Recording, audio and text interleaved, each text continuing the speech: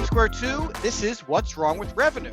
I'm Mike Lieberman, CEO at Square 2, and along with my longtime friend Eric Kalis and co-founder at Square 2 and six-time entrepreneur, Eric and I will answer the questions CEOs have every single day: what's wrong with revenue?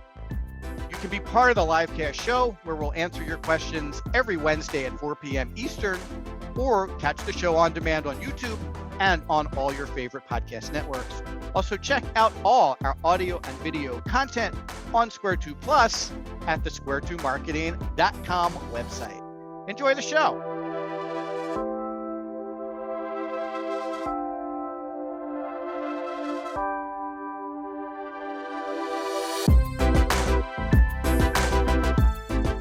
Hey everybody, welcome to episode 12 of What's Wrong with Revenue. I'm Mike Lieberman. I'm joined by my co-host Eric Kalis. Eric, I feel like it's been a couple shows, right? I'm sorry, I'm in much demand. I was on some competing shows over the last couple of weeks. Where have you been? What's up? You left the show in the lurch. No, I do a lot of speaking, and a lot of it was Wednesday afternoon when you and I are usually hanging out. So thanks for a great team for filling in. I watched all the episodes. They were excellent. Yes, Kristen filled in nicely and Julie filled in nicely, so it worked out great. Everybody, if you're tuning in now, you can catch the show on YouTube at the Square 2 Marketing channel. You can catch the show on our website at the What's Wrong with Revenue page, link at the bottom of our website. You can catch us on all your favorite podcast platforms. And if you do watch the show, do us a favor, subscribe, like it, share it. Give us a review on any of your favorite podcast platforms. That helps us feel like we're doing something good here and the show is adding value. Eric, you probably don't know this because I didn't share it with you, but this is our Thanksgiving episode. We're going to do a special show today in addition to our regular content. I know that you have a Thanksgiving tradition. You like to go out and get the bird, right? Did you do that already today? I did not, because Bonnie had to get the bird. First time ever, she had to get the bird because I got a flat tire. Oh, no. Bonnie had to pick up the bird? She picked up the bird, and I'm still at the office in Conshohocken because my car just got finished. Oh, no. You get a lot of flat tires, don't you? My daughter borrowed the car. It was her flat tire. Okay. Got it. All right, cool. So we won't string you up because you didn't get the bird. I am grateful, even though I don't have the bird. I'm grateful for our friendship, this show, the team at Square 2, and everybody who's listening and supporting us. That's nice. Thank you. I thought you were going to say supply chain issues with the bird. That's what I was expecting you to say. Bird shortage. No, it is an unusual time, but shout out to Cannulli Brothers in the Italian market in South Philly. They've been our provider for 10 years. Nice. We'll send them a bill for their sponsorship. Awesome. So today we're going to talk about a favorite topic of ours called random acts of marketing. So as we start to identify things that could potentially be wrong with revenue, this is one that we see frequently. It obviously made the list. It's number 12. So it's pretty high up on the list. And, honestly, there's so much to do from a marketing perspective that sometimes what happens is people are distracted and unable to really focus their overall marketing efforts and their plans in general. And they end up trying a bunch of different things in the hope that something sticks, not really sure what to work on, when to work on it. We did talk about how to prioritize last week with Kristen. But this is really something that we see quite frequently. And lots of times the people we're talking to don't even really, they kind of can feel it. And I know they've mentioned it to you. Well, it feels like we're not quite sure what we're doing. And you then introduce them to the idea of random acts of marketing. They're like, yes, that's exactly what's going on here. So they don't even always know that it's an issue, but they know that it's just not quite right with the way that they're executing. So we're going to talk about kind of what random acts of marketing is and how to fix it today. And then you did a little bit of it already, but we'll have a little bit of a what are you thankful for segment at the end, and then we'll wrap up and let everybody get their long weekend started. So that's my plan for the show today. Sounds great. I do have some questions, so we can cover off some questions. It seemed like this was a topic that people were interested in chiming in on, so we'll talk about some questions. So let me start off with what could be behind this. Right? What generally leads people to end up executing with random acts of marketing? And before you answer, because I know what you're going to say, before you start with the kind of strategy before tactics mantra that we're kind of famous for, maybe you could go a little deeper than you need a strategy, right? Because yes, they need a strategy, and strategy does cure this, but maybe you could riff a little bit on some deeper ways to be proactive around preventing random acts of marketing. Does that make sense? Yeah, that was exactly where I was going to go, even though I do love strategy before tactics. I was going to start with more of the business owner or entrepreneurial mindset. It's very rare that a marketer starts a business that's not marketing. Typically, it happens organically. The accountant starts the accounting firm. The engineer starts the engineering firm. You have some area of focus, you have some area of passion, and you decide that it's time for a business. So understanding that, entrepreneurs and business owners are plugging away at growing their business, at doing all the things necessary, all the juggling of the many parts of a business to get it off the ground and then running successfully day to day. The challenge is that there are very few business owners that are classically trained in marketing, because it's a lot of like gut and feel. The other problem that leadership has is that the definition of marketing is so wide, it's so varied. Everybody looks at it differently. Today, I was talking to a prospective client. As we know, that I handle a lot of the first calls here at Square Two for people that are interested in working with us. And they had a 6-person marketing department. Let me repeat that, a 6-person marketing department with no results. So I simply asked, what are all those people doing? And one was working on the website, and one was working on the email campaigns, and another one was specifically hired to do public relations, and then they had a social media person and 2 others I can't remember right now. So I said, well, how are you as the owner of the company guiding them into what they should be working on?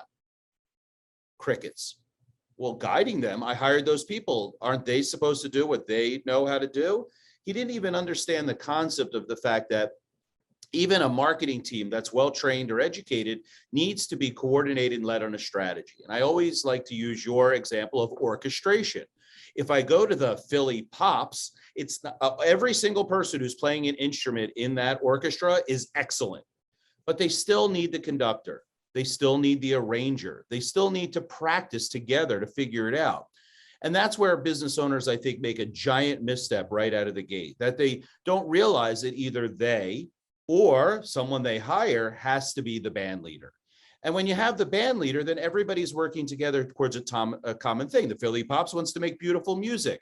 Entrepreneurs want to drive more revenue. And that fact that that's missing is by far the hugest hole in their programs.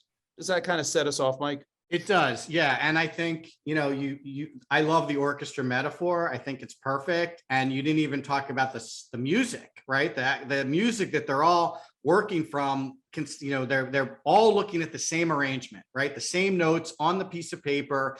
They are all playing their little piece of it, but they're following I'm not a musician, the sheet music, what's it called? The sheet music, whatever that paper is that has all the notes on it. They're all following their little piece of that, and together it becomes a beautiful symphony. And I think it's not only is it the conductor that's missing, but I think it's the sheet music too that people are missing from a marketing perspective too. You can't just have someone responsible for email marketing and have them sending emails out, and someone responsible for search and having them working on getting found, and another person working on the website if they're not all kind of working together with a well-orchestrated plan. Because think about it, in your description, if the tuba player was doing something over here and the piccolo player was over here, and what do you call those big ones? Those big drums? You know what I'm talking about? Timpani? Sounds good. I mean, if all of them were doing their own thing, you wouldn't even have music. You would just have a big mishmash. And I think the mishmash is where you get random acts of marketing. Yeah, the other thing that's interesting with this particular metaphor is when you're playing music, you get immediate feedback. That sounds good, that doesn't sound good, and you make adjustments accordingly. With marketing, unfortunately, it's not so immediate, right? So the feedback loop is a lot different. And I also think that's where people get hung up also, right? Like activity sometimes seems like the end game, when the results, whatever those would be, what in your beauty's in the eye of the beholder here, it could be visits to the website, it could be leads, it could be sales opportunities, it could be new customers, whatever you're trying to generate for the business. Sometimes that feedback is delayed, which makes the connection between the marketing activities a little trickier, right? Absolutely. Absolutely. Now, what's interesting is you're right. If I'm sitting in the audience and everybody's riffing on their own, it sounds bad right away, right? You know what the problem is, but yet everybody's riffing differently inside the marketing department. And then somebody's calling and saying, wait a minute, we're not getting results, but there's a gap between the feedback and the why.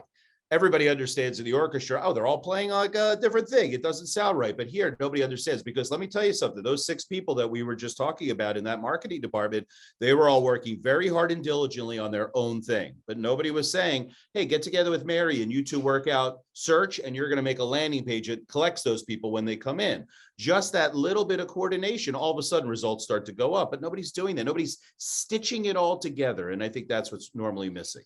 Yeah, you can also, if you're listening to music, you might hear that the tuba player is off. Everyone else is on. The tuba player's off. Like, okay, we got to get a new tuba player, or the tuba player needs to practice more, or whatever. Like, that's an easy fix to get the symphony to where it needs to be. Again, like, the marketing issues don't present themselves so nicely as that does, which makes it a little bit harder. I also think, we've talked about this a lot, the skill set to uncover what's missing is probably the most difficult skill set to find, right? Can you find someone to run email marketing? Yeah. Can you find someone that knows paid? Yeah. Can you find someone to run social? Yeah. Can you find someone to fix your website? Yeah. But sometimes it's hard to find someone who can look at all your data and be like, oh, I see these things are not connected. This isn't working right. This is missing. This should be higher. You need to do these 3 things differently. That skill set is difficult to find. It's and true. Marketers generally are not really held accountable in a lot of cases. I mean, well, no, yes, Foursquare too. no. Up until that point where it becomes mission critical that if we don't get leads, we're not going to be able to hit our thing. We have to lay people off or close the business. You're right. But well, even then, that's usually not marketing's cross to bear. That's generally sales. That usually falls on sales. That's true. That's true. But yeah. And once again, you have a whole sales alignment issue, just like the orchestra has to be aligned, together, the sales and marketing has to be aligned. Yeah. So give us a couple of examples of what orchestration might look like for a marketing team that's doing random acts of marketing. Like, how can we break it down and rebuild it in a way that allows them to get that 1 + 1 = 3 that they're really looking for? Well, I always think about strategic planning software or methodologies, right? Let's talk about Rockefeller Habits, a system that we use. EOS is another, Traction, right? All of those tools that businesses use to kind of stay on track. You don't start with what are we going to do tomorrow?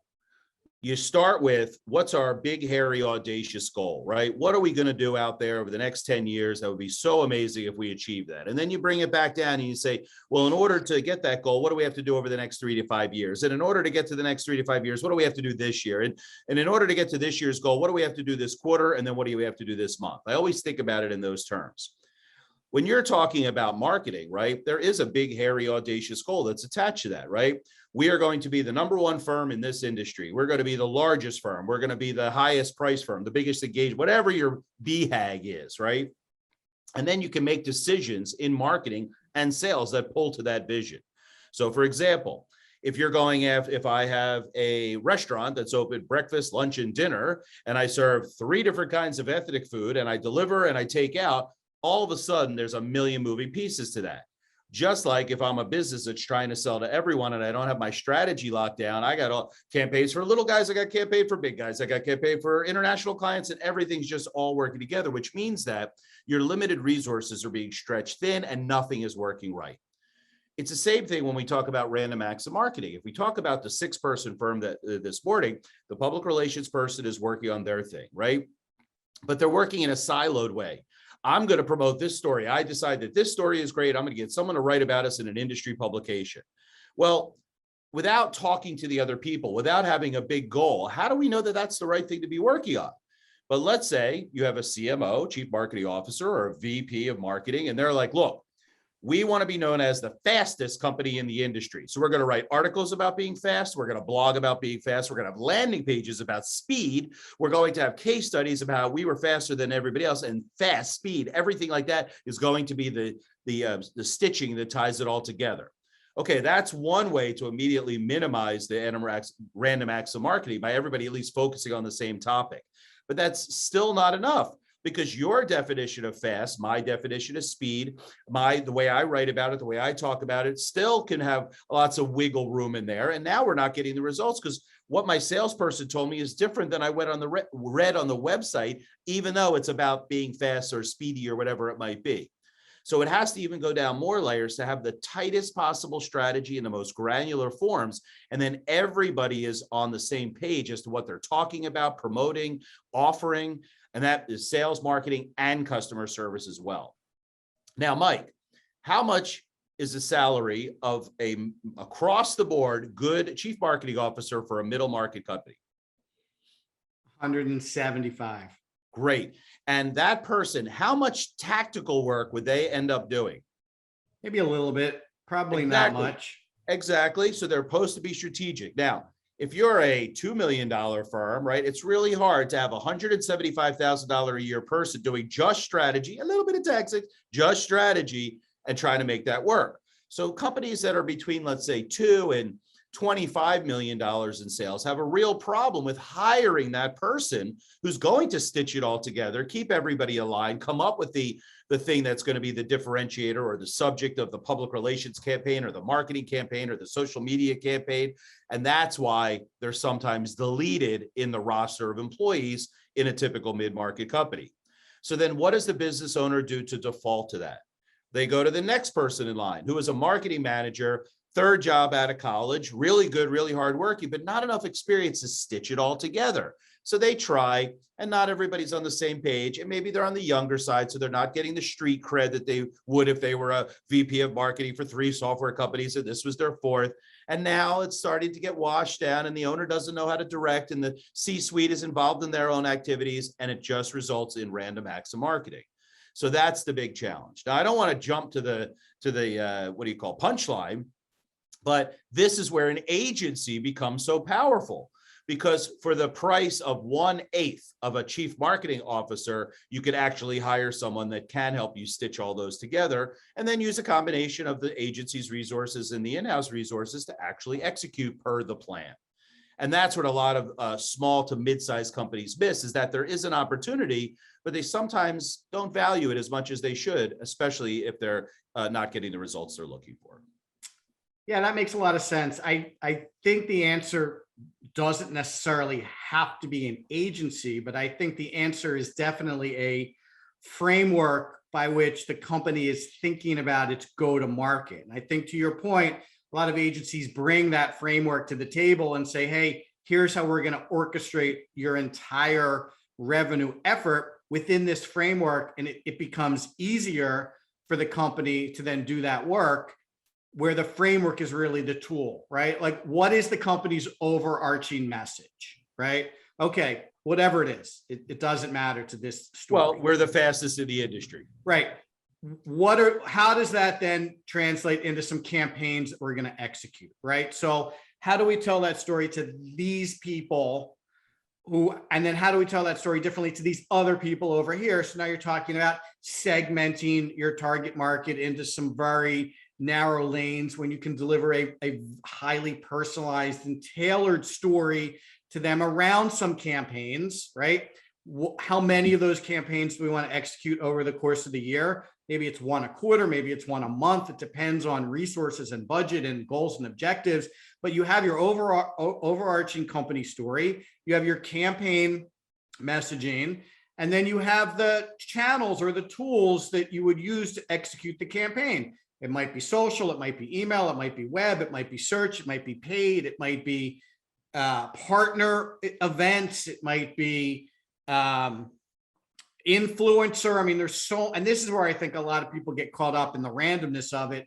Today, there are so many tools at a marketer's disposal that it can become overwhelming. And I think generally what happens is they lean into the couple of tools that they're really comfortable with, and the ones that they're not tend to get neglected, whether they're beneficial or not, because there is no framework. They're kind of on their own to develop a campaign. No one knows whether the campaign is aligned or not. So it gets greenlit and then they execute it and it doesn't really produce. They're not getting the benefit of 1 + 1 = 3 because all of the campaigns are kind of, Disjointed. and kind of independent of each other, right? So there's no continuation of the story from campaign to campaign. There's no overarching theme. So, I think really the way you resolve this is with some type of framework that focuses everybody around the company's story. And again, it doesn't necessarily have to be the same story for the entire year. It could be, look, we're going to tell this story for 3 months and see how it goes. And then we'll think about a different story 3 months after that. I'm not saying you should do that, but that's one way to go about it. Obviously, the longer you lean into this, the better you have chances of getting traction. If you do change your story frequently, it might be hard for you to know whether you left that story alone long enough. So I don't know that I would necessarily suggest you change your story every 3 months, but I do think you want to let that run out long enough to see whether it's getting traction or not. And if it is organized, and again, this is where the data comes in, you'll know pretty quickly whether your story is getting traction or not if your campaigns roll up to your big story, right? And you'll know which segments perform better. You'll know which tactics perform better. You'll get a lot of insights into overall what you're doing when it's not random. You'll get much better insights when you have it all kind of organized and orchestrated than when you've been doing it in a random fashion. So I think that's something to think about. Again, you don't need an agency to get a framework. You can probably Google marketing program framework and at least get a couple to look at. If you want someone to help you with that framework, you're probably going to need to bring in somebody from the outside to help you kind of build it out. But that's the point I said about the entrepreneur and the planning and not having a passion or a feel for marketing, right? You can Google a lot of things, but I mean, am I going to just take a template and run with it? How do I know it's right? How do I know that it matches up? There has to be some kind of feel for what's right or what's not. If there's no pain in the marketplace around speedy delivery and you're talking about, well, we're the fastest guys in town, no traction. Correct. Right. Good point. All right. You want to do a couple questions? Of course. I love the questions. Okay. So this is from Alan in Seattle. I know you're very big in Seattle. Huge. I don't think we're doing this at my company, but how would I know? What are some of the signals? So you obviously uncover this a lot with prospects. So what would Alan be looking for to know whether he's doing random acts of marketing or not? What would uncover that? Well, in 2022, the answer is always going to be data, right? So how do I uncover it? My data is not performing. What do I mean by that? I don't have enough people to my website. But wait a minute, we are paying a firm to do SEO. We should have a lot of people at our website. Okay, that's not working. People come to our website, but they don't convert. They don't reach out to us. They don't give us their email address in exchange for a white paper. Okay, that's a metric I could look at. All right, I'm in the database and I'm nurturing those people. I'm dripping on them with 6 emails over 2 weeks and they're not opening any of my emails. Why is that? I have a lot of people in my database already, but none of them are turning into sales opportunities. Yeah, but let me stop you for a minute, because yes, but that also could be an indication of just bad execution, right? It could be. That's exactly right. But at least it's a starting point for talking about why. So it could be random acts of marketing, right? All these disjoint activities, or it could be we're on the right strategy, but we're not executing correctly, or our people aren't up for the task of executing. It's true. But your question was, how do I know? So a starting point would be look at your data. Now, how many times have you said to a prospective client, well, do you have Google Analytics? Do you look at it? And what do they say? I don't even know how to access it. I used to get that report. I don't know. I haven't looked at it Right. anymore. So to Alan in Seattle, get your Google Analytics up and running, and let's look at least the highest level metrics and see if there is a problem to begin with. Because, Mike, you could also be lucky. You could be doing random acts of marketing and you could be selling stuff, right? That's true. If you have a great product, it might not matter. I mean, there are probably a number of situations that would basically, like cover up that you're doing random acts of marketing, right? If you're the only one in your industry that does this, you may be doing random acts of marketing and it could be working. Well, it could even be more aggressive, Mike. You could be doing no marketing and you're still killing it simply because you have the hottest brand in the universe.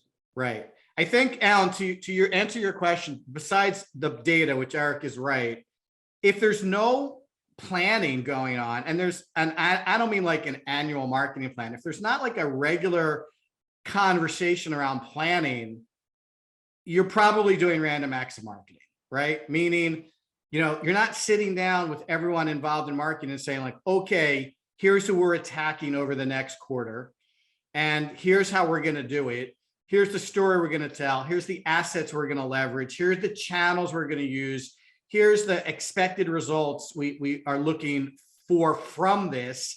If you're not having those conversations, I would think on a quarterly basis, you're probably doing random acts of marketing. Now, there's a spectrum. So there's probably like good random acts of marketing and not good random acts of marketing. So you could be on the good random acts of marketing side of things. But if you're not having those kind of conversations that we just modeled on a fairly regular basis, I would say you're probably doing random acts of marketing. I would agree. Okay. Here's a question from Jill in Idaho, Boise, Idaho, actually. Also, I know you're big there too. Huge. This sounds too familiar, but I know it's because our CEO is all over the place. How do I get her to let us focus on a solid plan? And we hear this all the time, right? Especially entrepreneurial CEOs. They have a little bit, and I mean this all respectfully, shiny object syndrome, like something, oh, I heard this is what we should be doing. Let's quickly do that. Or I read a book and we should be doing this and let's do that. How could she get her CEO to focus so that they can do the proper planning and let the plan run out and use data to decide how can she get her hands on this better? I mean, I literally get this question from marketers, like, how can I convince my CEO that we need to, invest in X, Y, and Z?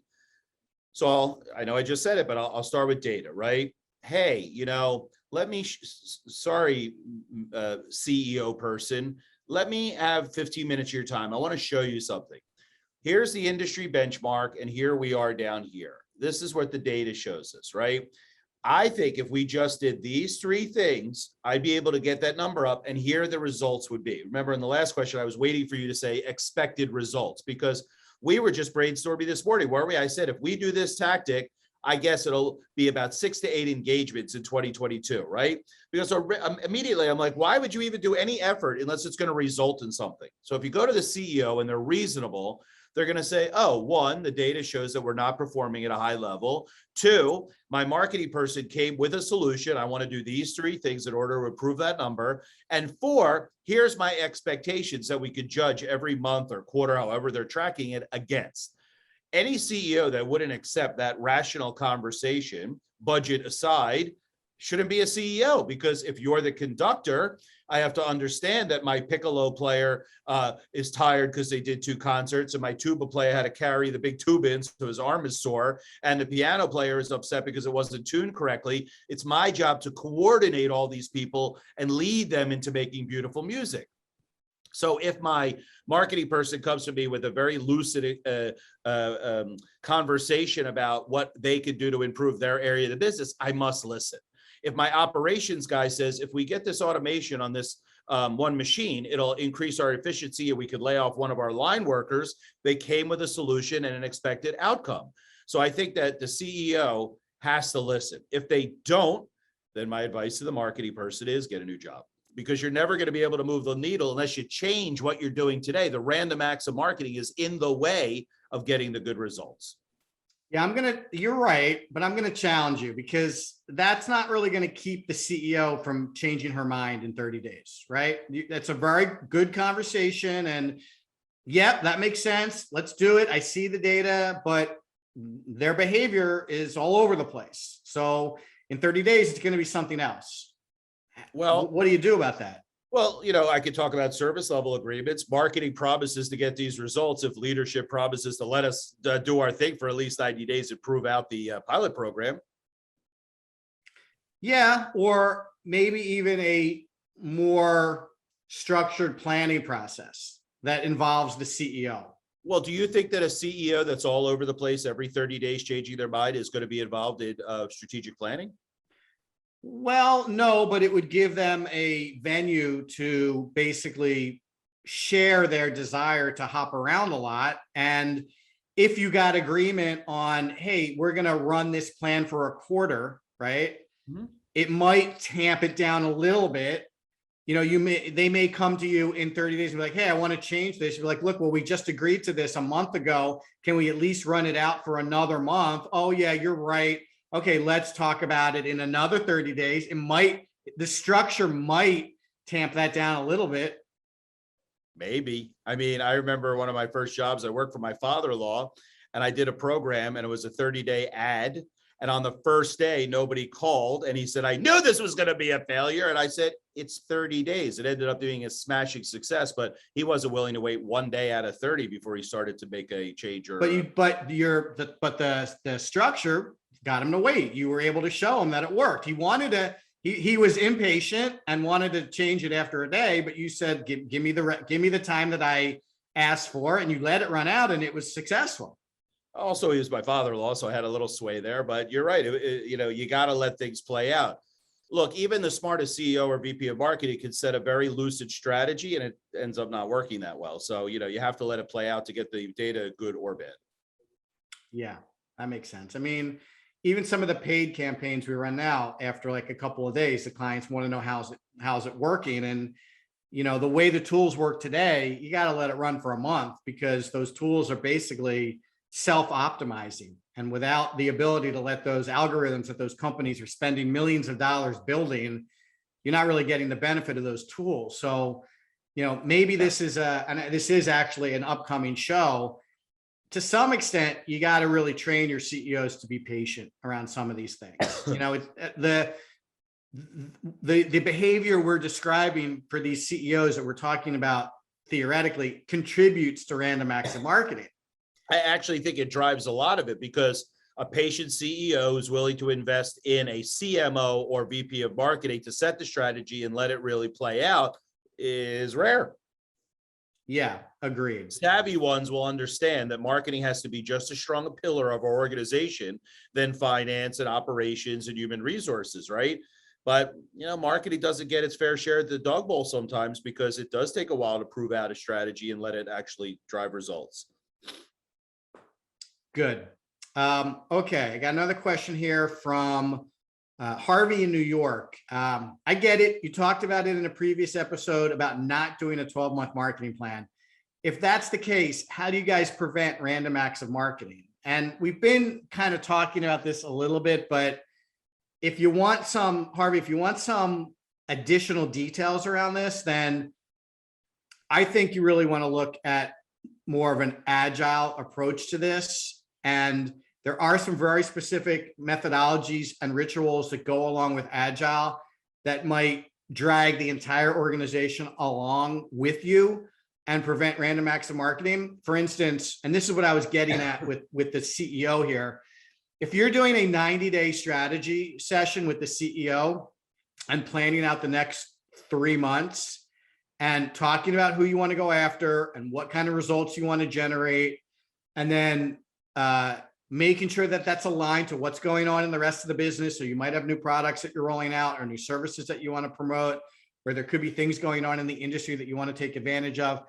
If you're having that conversation at the highest levels of the company every 3 months, and then you're letting that trickle down into 3 30-day plans underneath that 90-day strategy session, and after each 30 days, you're looking at the performance of the tactics and making adjustments, that should be a framework that the entire company can get behind, including your CEO, right? And including the rest of the organization, sales, customer service, even the marketing people or the agency you're working with should be aligned around that kind of rhythm. So you're not doing a 12-month marketing plan. You're doing 4 30-day plans and 4 90-day plans and 12 30-day plans to really decide what should we be working on and what are we expecting to get out of each of these 3 sprints in a quarter.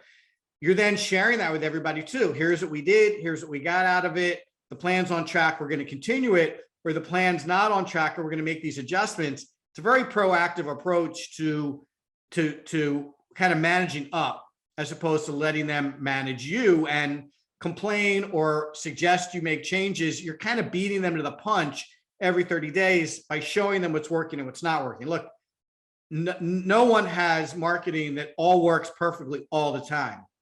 Even when we run programs for clients, there are things that we thought were going to work that end up not working. The key is identifying them quickly and then either making an adjustment or just turning it off. There are lots of things sometimes that we say, hey, this just isn't working for us. Let's not do it anymore. Let's rotate that money into something else that is working. Maybe we'll come back at it next quarter. Maybe we'll look at it with a slightly different lens, but you can get out ahead of that.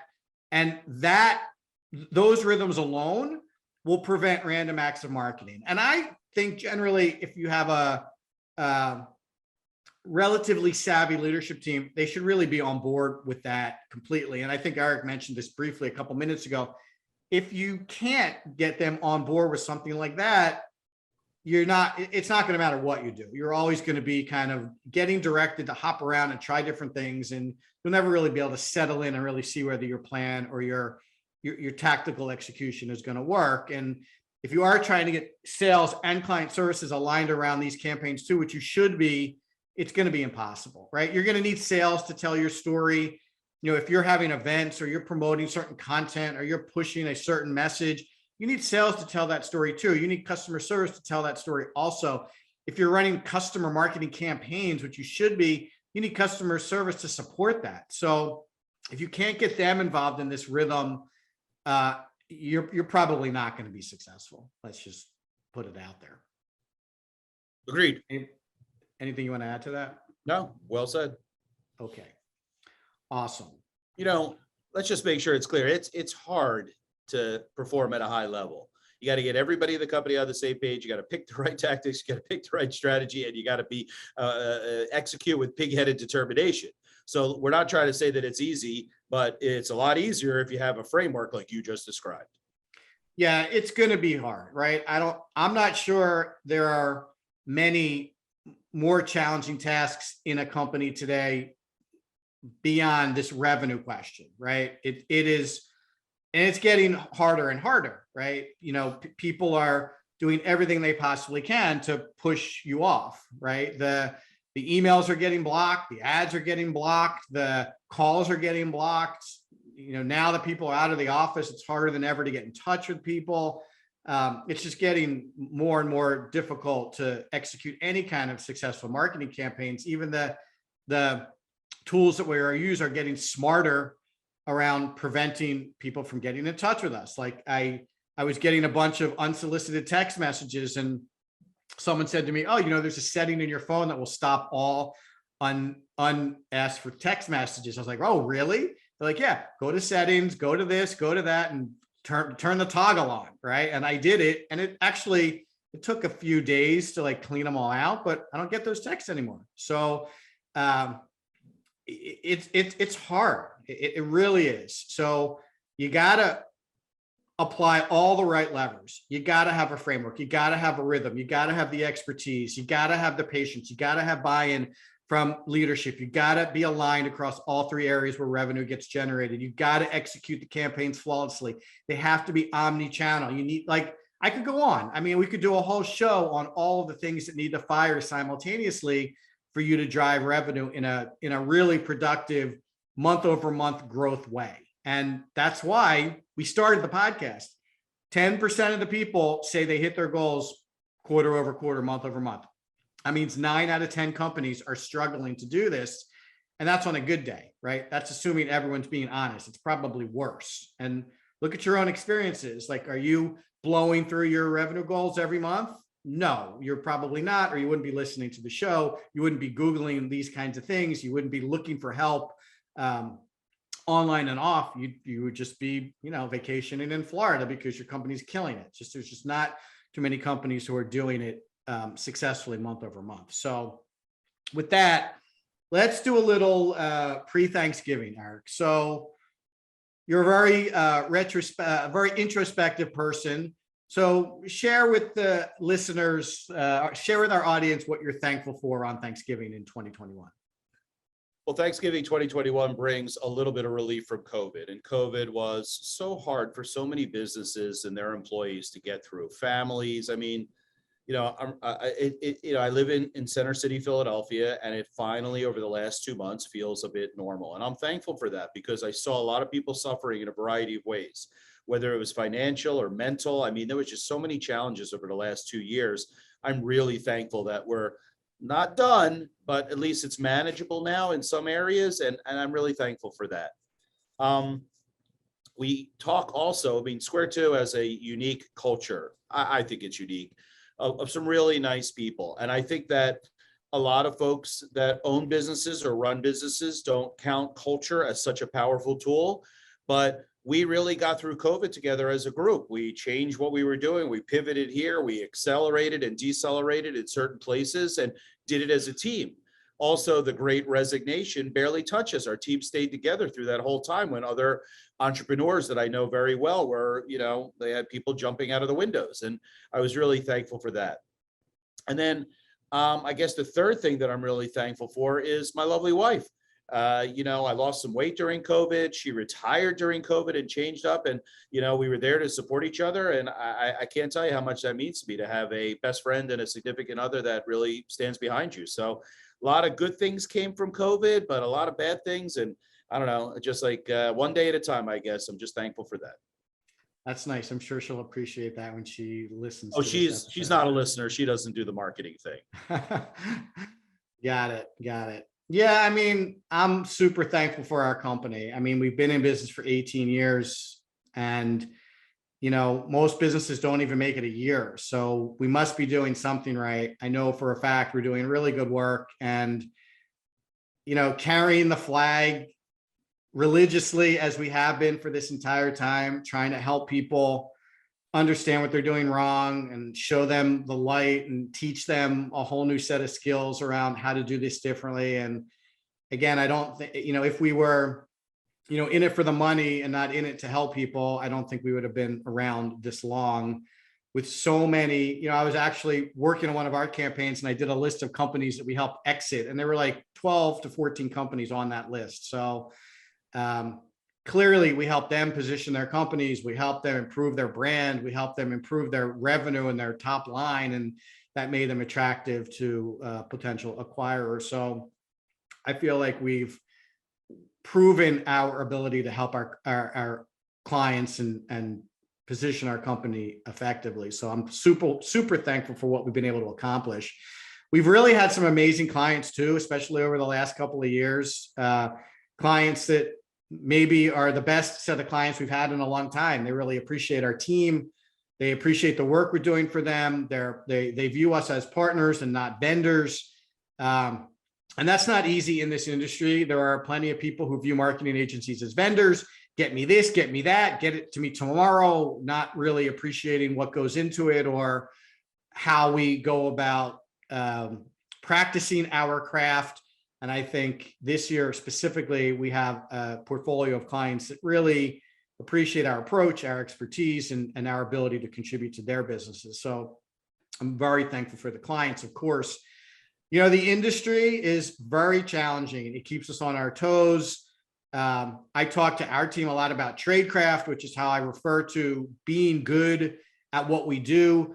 There are a ton of new techniques and new technologies and new approaches to generating revenue and engaging with people. And it is changing faster than it's ever changed before. What you did last year is probably not what you're going to need to do this year or next year. So I'm appreciative that our agencies, that our industry is keeping us all fresh and forcing us to learn new tricks on a regular basis. And look, I would be remiss if I wasn't thankful for you, Eric. You've been a great partner. You hear so many horror stories about people who can't work together, can't, maintain a friendship. I don't think we knew enough to really know this was going to work out when we went into business together. And for whatever reason, it's worked out really well for me. And I'm super thankful for everything we've been able to accomplish together. We've never really get it in the way of our personal friendship. And again, I think that's pretty unique and rare in business. You hear many worse stories about breakups and suing and all kinds of things like that we have not had to deal with. And I'm 100% sure we'll never have to deal with that in the future. So Agreed. You I too, my certainly friend. appreciate you and everything you bring to the company. And I want to wish you and your family a happy Thanksgiving, and a happy Thanksgiving to everybody who listens to the show. I really appreciate the audience. You guys have been great. You know, our viewership on YouTube has improved, and the questions we get submitted through our website it certainly keeps the show fresh. And I think in 2022, we'll have some interesting adjustments to the show. I'd like to have some guests on with Eric and me so we can talk a little bit about some of the practical things that people are doing to drive revenue. So if you're interested in being a guest and you want to reach out to me, send me an email, mike@square2marketing.com, and we can talk about it. Anything else you want to add, Eric, before I wrap up? No, everybody should just be safe and healthy. That's all we care about. Agreed. So again, thanks for listening. You can catch the show on YouTube. You'll get your email tomorrow with the show recording like you do every Thursday. I know it's Thanksgiving, but maybe you could listen to it while the bird's in the oven. And check us out on our website. Check us out on a podcast platform near you. We're on all your favorite podcast platforms. And do us a favor, if you like the show, give us a review, like us on YouTube, subscribe to the show on YouTube, share it with your friends and family and colleagues. That helps us be sure we're on the right track in terms of the content we're providing you. And if you do have an idea for an upcoming show, again, feel free to email me directly. Happy to take direct feedback, mike@square2marketing.com. Thanks everybody for listening. Have a really great Thanksgiving, and we'll talk to you in December. Thanks everybody. Bye-bye. Thank you.